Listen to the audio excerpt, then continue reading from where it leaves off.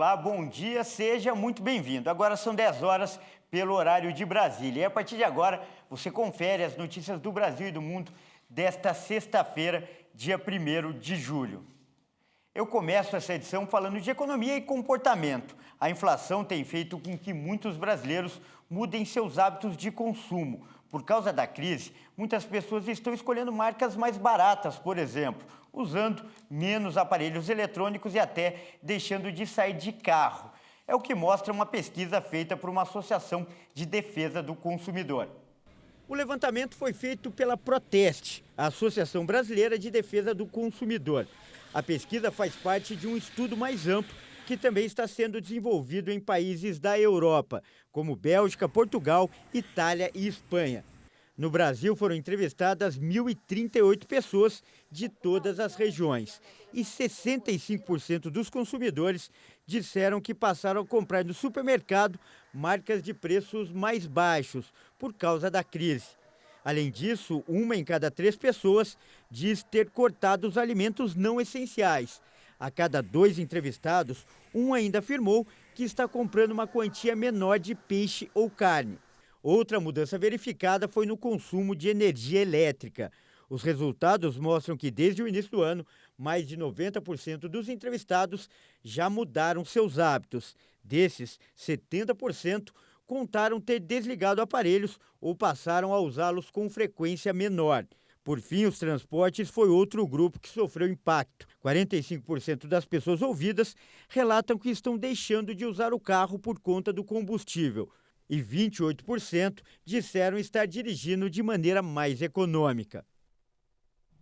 A gente muda de assunto agora para falar da guerra na Ucrânia. 2 ataques russos foram registrados na cidade de Odessa e os bombardeios deixaram várias pessoas mortas e feridas, como nós vamos ver nessa reportagem.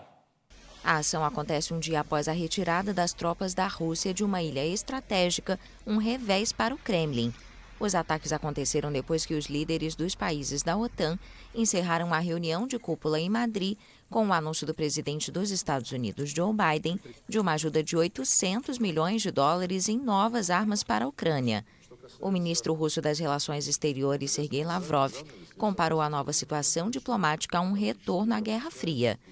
Uma possível abertura surgiu com a visita a Moscou do presidente da Indonésia, Joko Widodo, na quinta-feira, depois de uma viagem a Kiev.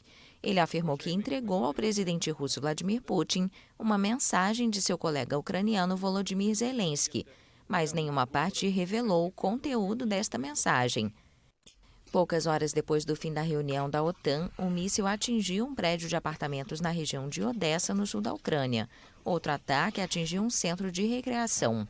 Os bombardeios aconteceram um dia após a retirada das forças russas da Ilha das Serpentes, perto da costa de Odessa. O local virou um símbolo da resistência ucraniana nos primeiros dias da guerra.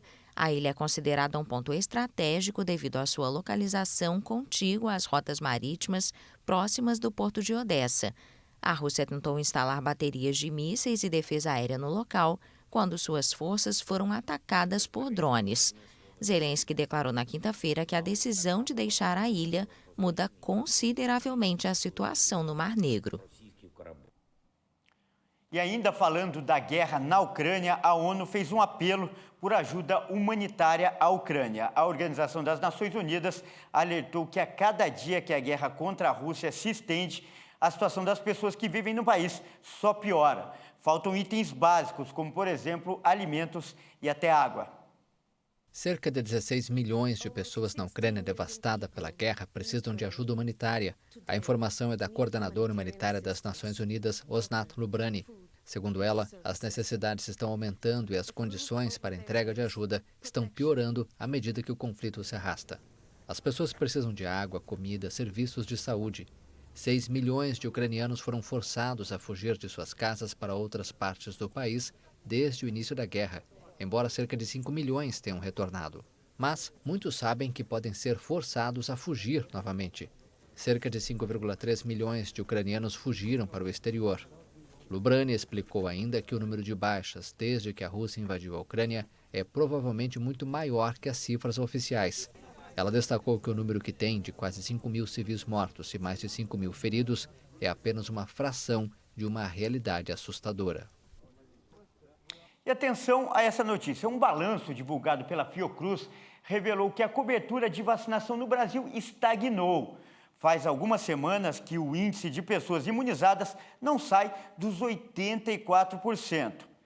E por isso, inclusive, o Ministério da Saúde lançou uma campanha de incentivo à imunização. Acompanhe nessa reportagem. A campanha Vacina Mais foi lançada pelo Ministério da Saúde e é promovida pelas organizações Pan-Americana e Mundial de Saúde. O objetivo é mostrar para a população que as vacinas oferecidas pelo Sistema Único de Saúde são testadas, aprovadas e seguras. A Priscila não perdeu tempo e aproveitou a hora de intervalo do trabalho para colocar a carteira de vacinação em dia. Ultimamente vem surgindo vários tipos de doenças. Já tem uma nova aí, que é a varíola, então acho que é mais para prevenção mesmo, não chegar no estado tão grave da doença. Já a Débora, preocupada com a Covid-19, usou até um patinete para chegar a tempo de se vacinar. Até de patinete, não dá para perder, né? A importância da vacinação. Extremamente importante, salva vidas, né? Ainda tem gente morrendo, então a gente tem que prestar bastante atenção, continuar usando máscara. Segundo o Conselho Nacional de Saúde, o Brasil é um dos poucos países com extenso rol de vacinas gratuitas para a população. Para você ter uma ideia, são cerca de 300 milhões de doses contra mais de 30 tipos de doenças. A CNS também aponta que as vacinas são uma das medidas de saúde pública mais efetivas, sendo, portanto, necessário que continuem sendo um bem público mundial que não pode ser retirado da população porque mantém todos saudáveis, ajudando-nos a eliminar doenças. No entanto, a alta taxa de cobertura vacinal vem caindo nos últimos anos, deixando milhões de pessoas em risco. De acordo com o Ministério da Saúde, entre 2015 e 2021, o número de crianças vacinadas com a primeira dose contra a poliomielite caiu de 3.121.912 para 2.089.643. Já para a terceira dose, no mesmo período, os números reduziram de 2.845.609 para 1.929.056. Com isso, a cobertura vacinal contra essa doença recuou no período de 98% para 67%. Mesmo com o incômodo da agulhada, a Esther não perde a oportunidade de se cuidar. Essa dorzinha da vacina valeu a pena? Valeu. Segurança é acima de tudo. É como a gente acabou de ver na reportagem, os números confirmam. É sempre importante manter a vacinação em dia. Bom, e essa edição fica por aqui. Eu agradeço mais uma vez pela sua companhia e convido a continuar ligado em nossa programação. Até mais!